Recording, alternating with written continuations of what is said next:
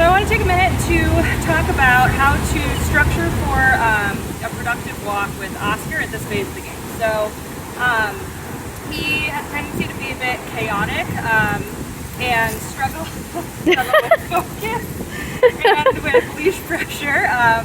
And so we're still working on the foundation, so we're kind of in that tricky middle ground of wanting to start adding a little more accountability for him, but also without asking for more than he's able to do at his age and skill level at this point. So I'm going to focus pretty largely on just how I set him up for success and for what the leash handling looks like specifically. So first things first, I may have covered this in a previous video, but I'm going to start with kind of my basic position with the leash, which is most of my leash in my right hand, and then I have just a little bite of leash with my left.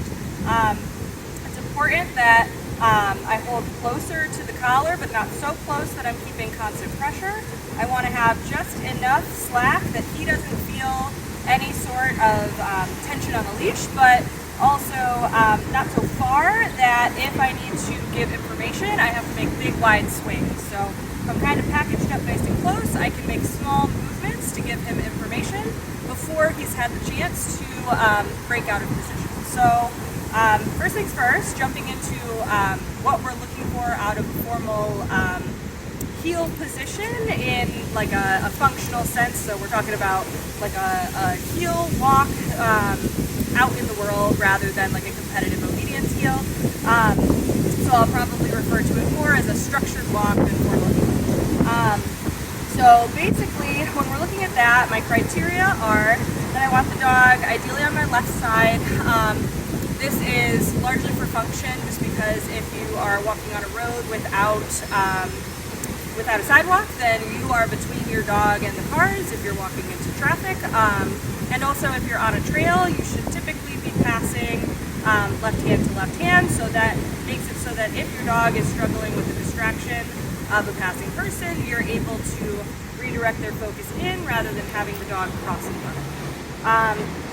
So circling back to formal position, dog's on my left. Ideally, I would like the dog to be just behind my leg with their leg. So their head and their eye line is kind of right in line with my hip. That's actually kind of my ideal positioning there. It's a little behind, but I find with pet dogs, when we're just kind of out for a walk, it's the easiest for the dog to maintain. And I'm imagining that there's both a line straight across from my feet that kind of marks the area I don't want his feet to cross. So ideally his feet are just behind that imaginary line. And I kind of imagine a little bubble next to me where I don't want him way too far or way behind me. We're kind of just in this little package with me as I move. So as we start adding motion to this, I want to start already with my dog in position. So I don't want to try and begin with him way out ahead of me and try to figure out how to get him next to me. If I find that I kind of need to get organized, what I'll do is I'll turn away from my dog so that he's kind of forced to follow me. It sets him up to be behind me without me having to move him. So starting off, I'm handling my leash. We're beginning with circles and turns. So changes of direction, because this kind of forces my dog to stay paying attention to me. So if we're making a turn and my dog's not focused, they're going to miss information. So as we go, you'll notice as I make a right turn, I add little bits of leash pressure to get him to follow. As I make a left turn, I'm preempting any movement ahead of me by blocking him with the leash. So that's where it becomes very important to have that short feel of the leash, because that way you're able to kind of block, left turn, good boy, and that way you don't end up here where you're kind of stuck in with your dog. Make a really nice following left turn. So he's giving me really good handling right here. So he's feeling that pressure. He's creating a release from that. So he's moving away from that sensation of pressure and checking back in with me regularly. So I like what I'm seeing here. So what I'm going to do is then start stepping it up into more straight lines and start considering motion away from kind of my starting warm-up point, and start just thinking about the walk itself. So right now we're in the parking lot. We'll kind of head that way towards, we have a side street that we work down. And so basically, if I find that I'm starting to lose his focus, then I'll start implementing these circles again, and I'll start playing with straight lines, figure eights, and circles. So we'll jump into that. I'll talk about it as we go. But I don't find this. Usually the straight lines are a little more difficult. John tends to check out. They start anticipating whatever's ahead. So right here you can see he's already sneaking ahead. This is user error. I've let him get too far ahead of me without providing him information. So I have a couple of options. I can either do what would be kind of like a half halt, where I just add enough pressure to slow him down, just straight back, and then give. Or if that is something that my dog is not responding well to, I have to do it many, many times. I can work in a turn.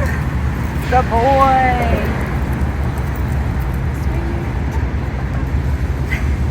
Well, that was awkward. Then we'll start again. Good. You notice right now I'm just giving little bits of feedback as needed, and I'm making sure that in between I've got a nice loose lead. So as long as he's showing intent, oh, surprise, we're not used to seeing people out here. So we'll actually work through that. Oh. Good. Let's go. Here's a little bit. So surprise distraction. How I'm going to handle this, I'm not going to worry too much about forcing an interaction. I'm just going to get his attention back. Same drills I was doing before. Good boy. So I'm not going to make a big deal out of it, but I am going to continue to ask for that attention. And they'll take it. I may reward with food. This will help kind of initiate some soothing.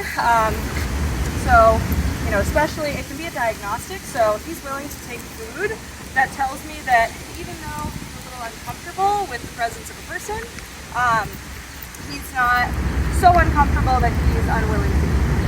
Oscar. Yes, good boy. So even though I'd rather he started out a little more comfortable with being a stranger, Oscar. Yes.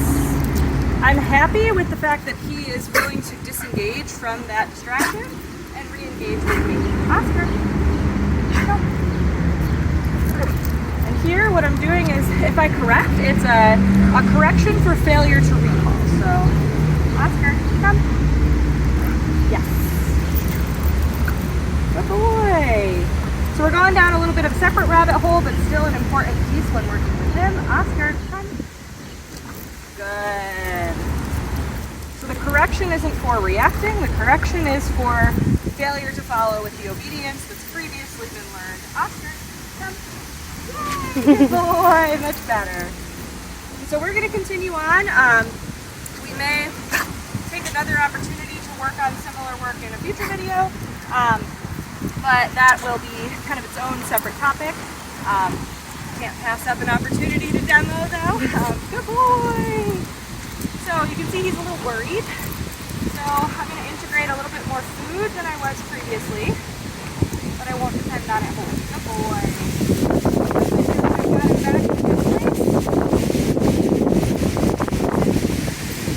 Good.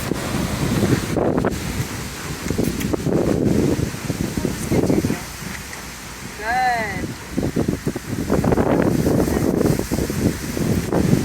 So I'm more focused on engagement with me, not working at another person. So they go hand in hand. We'll talk at a different point about the matrix that is. But for now, I'm just going to get it working again. Before we start on the road, I'm going to add some direction changes. Good boy. Good. You'll notice that if I find he's like really pushing forward, or I really need to get his attention, I will use a little leash pop, and all that's doing is just adding a little intensity to my leash pressure. So basically it's preventing me from having to just escalate slowly the amount of pressure I'm applying. So if he's starting to push a little, I can do kind of a quick higher intensity pressure and release with the collar that makes a bit more of an impression and then allows me to be soft with the collar again. So the purpose of that isn't just punitive, it's to basically just refocus him, let him know that if he chooses to push through that initial light pressure, it will result in a higher intensity level, and so that'll keep him kind of soft to the lighter aids. So I'd rather give kind of one more intense reminder than many little corrections that are just kind of blistering him. I find that has a little less effect and often does the opposite. Alright, so now that we're a little more focused, we'll start on a little more of a traditional walk. Good boy. Good. I'm not going to show the whole walk because I don't want to make a super long, boring video, so I'm going to kind of put it on hyper speed. But basically, I like to have the mindset of, good boy, my dog earns freedom through obedience. So he's giving me nice engagement on the early end of the walk. I can start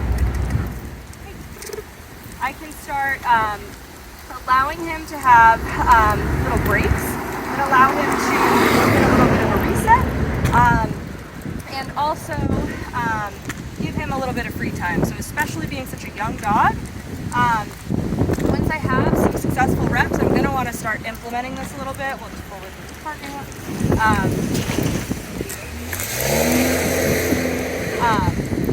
So basically, in order to do that, I'm just going to want to make it very clear to my dog, sit. Good. When they are in work mode and when they're allowed to have that little bit of freedom. So basically, once I have cued him into position for our structured walk, I'm not going to allow him to be outside of that little postage stamp next to me unless I've given him either a terminal marker, a release cue, or an alternative command. So typically when I'm out on a walk, usually I just use my release cue, which is go. And then I'll make it very obvious with my body that he is now allowed to be at liberty. So I'll kind of demonstrate that briefly. Oskar, right here. Good. Nope. And so I usually kind of open up my body out of habit, but it does give the dog a really nice visual cue that they're now allowed to wander a little bit. So my one caveat to this is he's allowed to explore and sniff, but he's still not allowed to pull into the tools. I don't want him to dull in his response to pressure. So with him, it gives him enough of a chance to decompress and unwind, and especially if we were walking somewhere like a park that has, a little more room for them to kind of just go and sniff, pee on trees, whatever, then we would want to take these breaks, because that's why I'm out with my dog. I want to get them exercise, I want to work them through a little bit of training work, but I also want them to get out and explore and express some of their natural drives.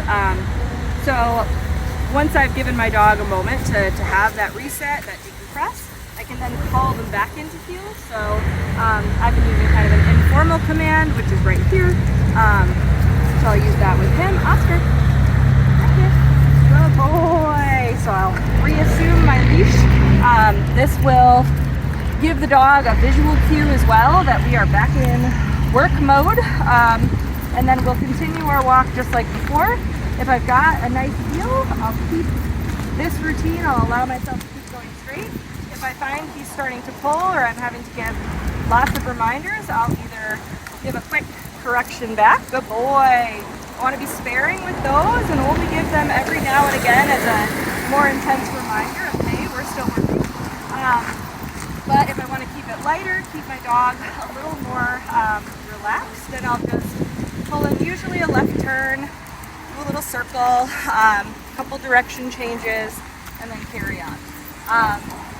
And so with that, we will continue on and just kind of breathe the dog with him. He'll probably start getting tired after anywhere between 30 to 20 minutes. So I don't expect him to stay focused for that long, especially without breaks. I won't go the whole rest of it, but basically we'll work our way back to the facility and we'll call it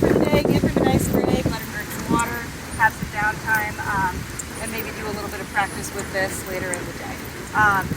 But I'm not worried about how far we make it. I'm not worried about doing a specific amount of time. I'm just worried about having enough successful repetitions with him that he is able to start building skills we like, continue building habits that we like, and not practice pulling up a lead, checking out, and having a more communicative walk together.